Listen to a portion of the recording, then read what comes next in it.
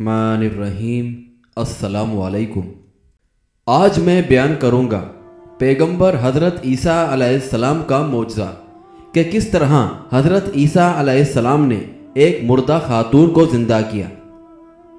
بیان کیا جاتا ہے کہ بنی اسرائیل میں ایک شخص تھا جس کی بیوی نہایت ہی خوبصورت تھی، اور وہ اسرائیلی اپنی بیوی سے بے حد محبت کرتا تھا۔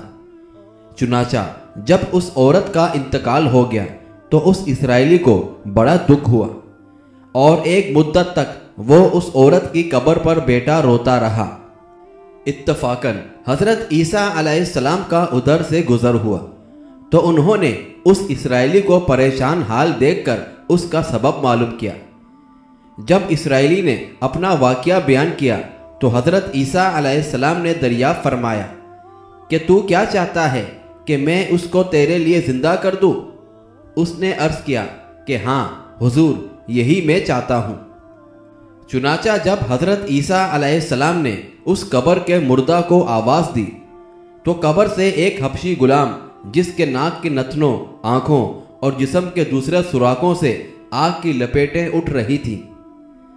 حضرت عیسیٰ علیہ السلام کو دیکھتے ہی غلام نے کلمہ پڑھا، لا الہ الا اللہ عیسیٰ روح اللہ۔ اسرائیلی نے یہ دیکھ کر عرض کیا، حضور مجھ سے غلطی ہو گئی، میری بیوی کی قبر تو دوسری ہے۔ یہ سن کر حضرت عیسیٰ علیہ السلام نے حبشی کو حکم دیا کہ تم اپنی قبر میں واپس ہو جاؤ۔ چنانچہ وہ مردہ ہو کر گر گیا اور اس کی قبر کو مٹی سے چھپا دیا گیا۔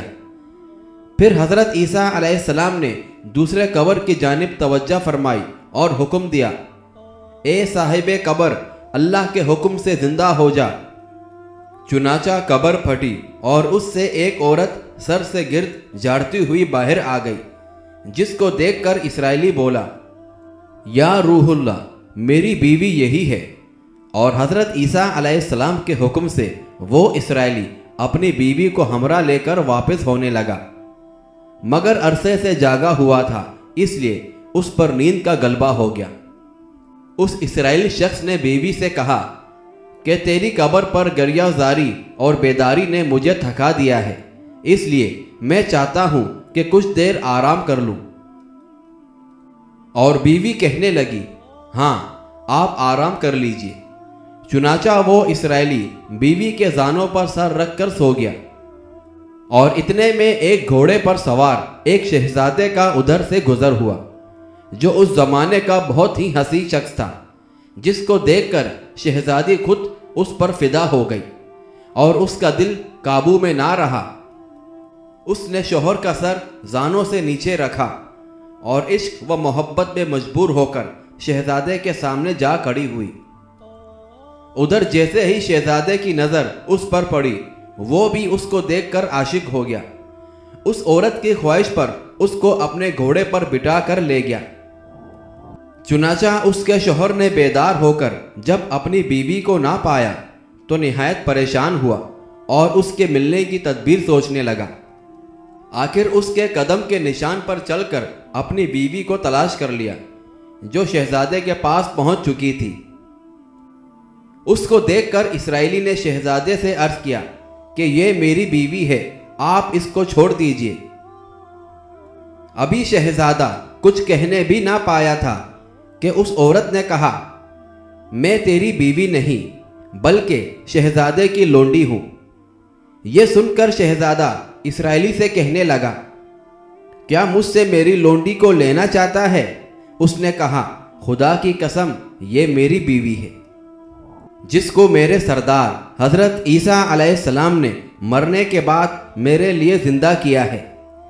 ابھی یہ گفتگو ہو ہی رہی تھی کہ اتفاقاً حضرت عیسیٰ علیہ السلام بھی وہاں تشریف لے آئے، جن کو دیکھ کر اسرائیلی کہنے لگا، یا روح اللہ، کیا یہ وہ میری بیوی نہیں ہے جس کو آپ نے میرے لیے زندہ کیا تھا؟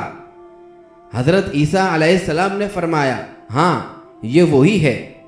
یہ سن کر عورت کہنے لگی، یا روح اللہ، یہ شخص جھوٹا ہے، میں اس شہزادے کی لونڈی ہوں۔ حضرت عیسیٰ علیہ السلام نے فرمایا، کیا تو وہ عورت نہیں جس کو میں نے اللہ کے حکم سے زندہ کیا ہے؟ عورت نے کہا یا روح اللہ باخدا میں وہ نہیں ہوں۔ اس کے بعد حضرت عیسیٰ علیہ السلام نے فرمایا جو جان اللہ کے حکم سے میں نے تجھے دی ہے اس کو واپس کر دے۔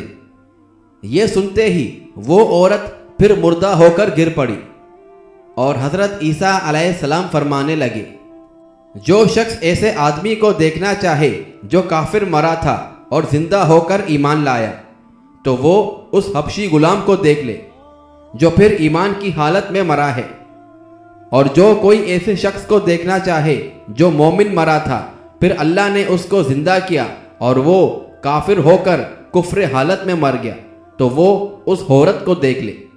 بہرحال اس واقعے کو دیکھ کر اسرائیلی نے قسم کھائی اب کبھی نکاح نہ کروں گا، اور میدانوں کی طرف نکل گیا جہاں اللہ تعالیٰ کی عبادت میں مصروف رہ کر اسے موت آ گئی۔ اللہ تعالیٰ اس پر رحم فرمائے۔ بہرحال اس واقعے سے ہمیں یہ سبق ملتا ہے کہ کامیابی اپنے نبی کی اطاعت و محبت سے ہی مل سکتی ہے۔ چنانچہ ہمیں بھی چاہیے کہ ہر حال میں اپنے نبی صلی اللہ علیہ وآلہ وسلم کی اطاعت کو سامنے رکھیں، چاہے دل مانے یا نہ مانے، لیکن رسول اللہ صلی اللہ علیہ وآلہ وسلم کے طریقوں کو لازم اپنایا جائے۔ اللہ تعالیٰ اس واقعے سے سبق حاصل کر کے عمل کرنے کی توفیق عطا فرمائے، آمین۔